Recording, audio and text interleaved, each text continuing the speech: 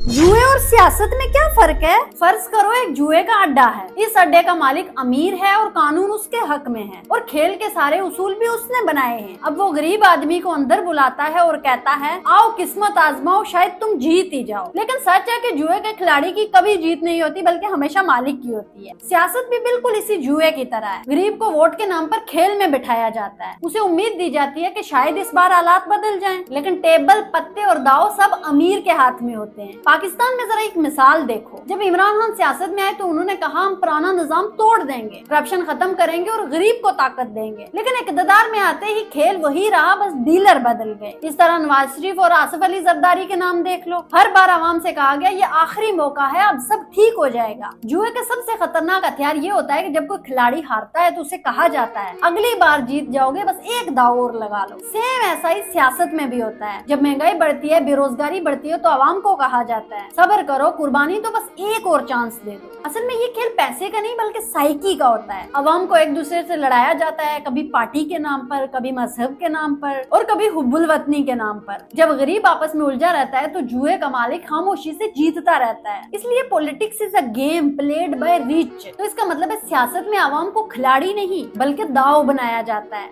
इसलिए जो कौन बार बार जुए की मेज के गिर्द बैठती है वो कभी नहीं पूछती कि खेल मुनसिफाना है या नहीं। तो अब तुम्हें समझ आया कि जुए और सियासत में क्या फर्क है।